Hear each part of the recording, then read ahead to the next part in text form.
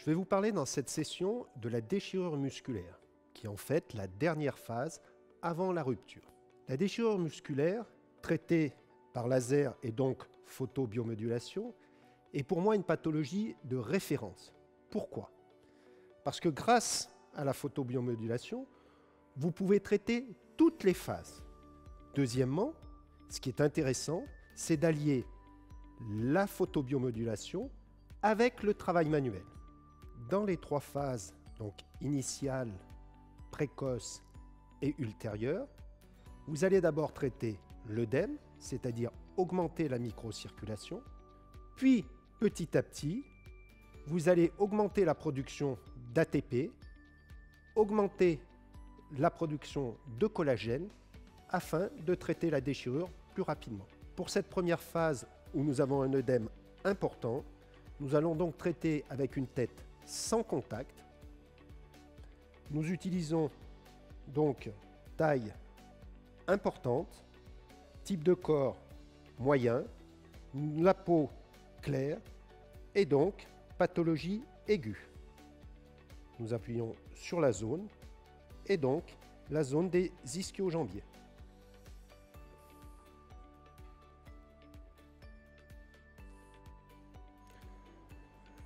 Je lance le programme, j'attends les 6 secondes, je positionne ma tête et je lance le traitement.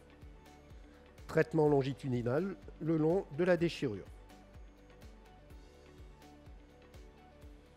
Si vous restez trop longtemps sur une zone sans bouger, la tête devient rouge, un retour vibratoire vous dit que vous êtes trop lent.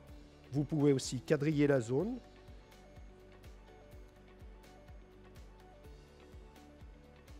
Dans tous ces traitements, il est important de connaître la sensation du patient. On doit simplement sentir une légère chaleur. Une fois la phase initiale et l'œdème diminué, on passe sur la phase précoce où là on va traiter avec la tête de contact. Cette tête de contact va nous permettre d'aller en profondeur, d'aller traiter avec le laser au niveau de la lésion. Et on travaille toujours dans l'alignement des microfibrilles. Le feedback que vous avez de la tête vous permet de traiter plus particulièrement à certains endroits, de rester sur certaines zones.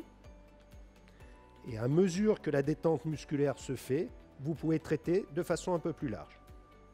Dans cette dernière phase de traitement, le patient a donc changé de position. Nous sommes en décubitus dorsal, genou plié, ce qui nous permet en fait d'avoir une modulation au niveau de la tension des ischios. Pour travailler avec le laser sur cette partie-là, nous utilisons donc une tête de contact large. Les effets recherchés ne sont plus la baisse de l'inflammation, mais l'augmentation d'oxygénation des tissus, la production d'ATP et la synthèse de collagène.